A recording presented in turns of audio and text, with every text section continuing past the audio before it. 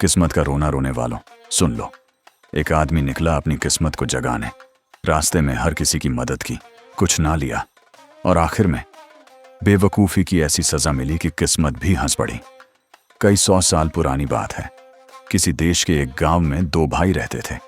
बड़े भाई का नाम इब्राहिम था, जो बहुत अमीर था। वो जो भी कारोबार करता उसमें उसे बहुत मुनाफा होता। जबकि छोटा भाई अब्दुल्ला बहुत गरीब था। उसने कई बार व्यापार करने की कोशिश की, लेकिन हर बार असफलता ही हाथ लगी। एक दिन अब्दुल्ला अपने भाई से कहने लगा, भाई, आपकी किस्मत तो बहुत अच्छी है। आप जो भी व्यापार करते हैं उसमें कभी नाकामी नहीं होती, लेकिन मेरी तो किस्मत जैसे सो गई है। मैंने कई बार कोशिश की, लेकिन असफलता मेरा पीछा ही नहीं छोड़ती। अब्दुल्ला की मायूस बातों को सुनकर इब्राहिम ने प्यार से कहा, व्यापार का चलना या ना चलना सिर्फ किस्मत पर निर्भर नहीं करता, उसमें अक्लमंदी और सही फैसले भी जरूरी होते हैं। सिर्फ किस्मत को दोष देना सही नहीं है। इंसान को अपनी नाकामी और बेवकूफ़ी का इल्जाम किस्मत पर नहीं डालना चाहिए। अब्दुल्ला बोला, लेकिन मैं तो हमेशा मेहनत करता हूँ, फिर भी सफलता नहीं मिलती। जरूर मेरी किस्मत ही फूटी है, मेरी किस्मत सो गई है। ये कहकर वो वहां से चला गया। कुछ दूरी पर उसे घोड़ों का एक अस्तबल दिखा, जो उसके भाई का था।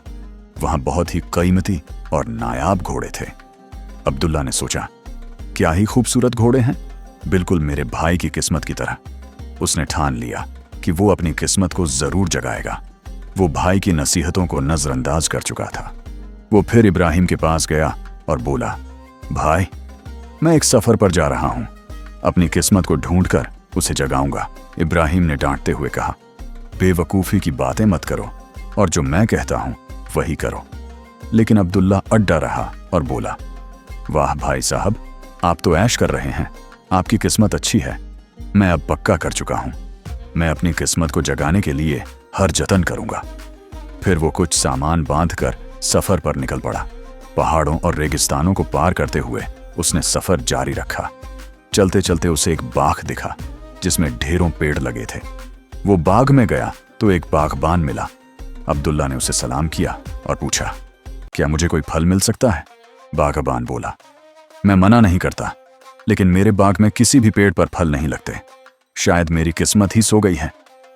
अब्दुल्ला ने जब पेड़ों को देखा तो वो हैरान रह गया। सच में किसी पेड़ पर कोई फल नहीं था। बागबान ने पूछा, तुम किस मकसद से सफर पर निकले हो? अब्दुल्ला बोला, मैं अपनी किस्मत को तलाश रहा हूं। बागबान बोला, अगर तुम्हें तुम्हारी किस्मत मिल जाए तो उससे पूछना कि मेरे बाग में फल क्यों नहीं लगते। अब्दुल्ला ने कहा, अगर मुझे मेरी किस्मत मिल गई तो मैं जरूर पूछूंगा और जवाब लाकर आपको बताऊंगा। ये कहकर वो आगे बढ़ गया।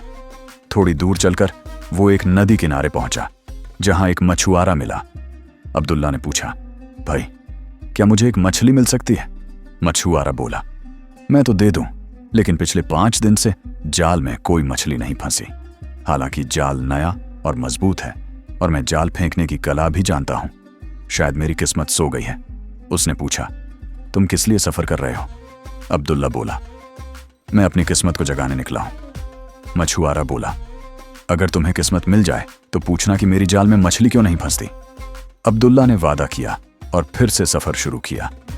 फिर वह एक तंदूर पर पहुंचा, जहां एक नान बाई नान बना रहा था। अब्दुल्ला ने पूछा, भाई, क्या मुझे एक नान मिल सकता है? नान बाई बोला, मैं तो दे दूं, पर मेरे सारे नान जल जाते हैं।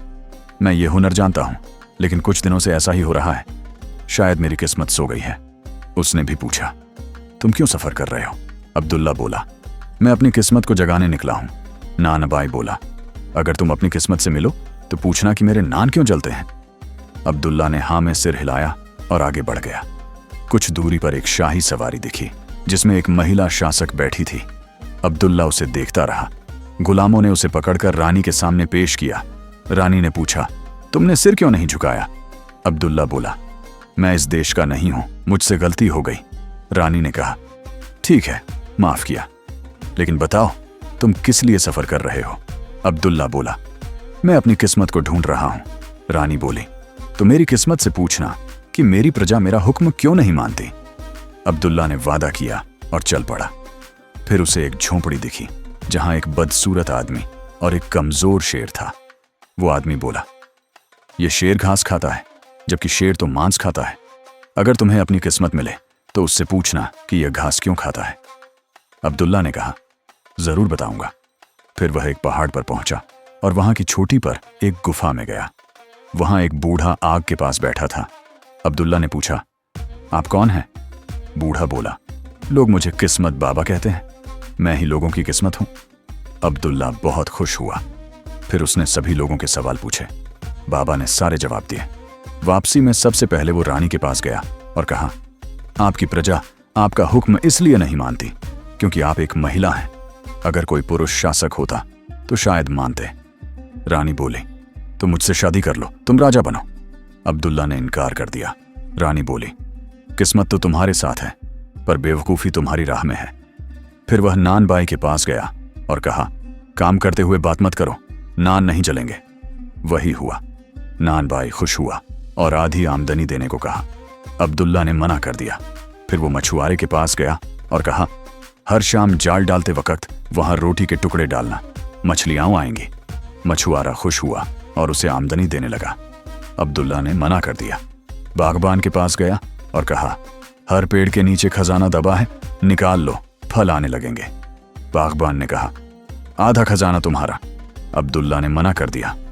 बागबान बोला, तुम्हारी किस्मत साथ है, पर बेवकूफ़ी कामयाबी में रुकावट है। फिर वो उस बदसूरत आदमी के पास पहुंचा और कहा, तुम्हारा शेर सिर्फ बेवकूफ़ों का मांस खाता है। वो आदमी बोला, तो आसमान देखो, कितने सुंदर तारे हैं। अब्दुल्ला बोला, कोई तारे नहीं हैं।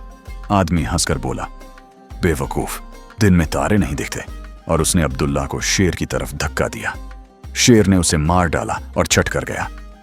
दोस्तों, इंसान की सफलता या असफलता सिर्फ किस्मत पर नहीं, बल्कि अक्ल, मेहनत और सही फैसलों पर निर्भर करती है।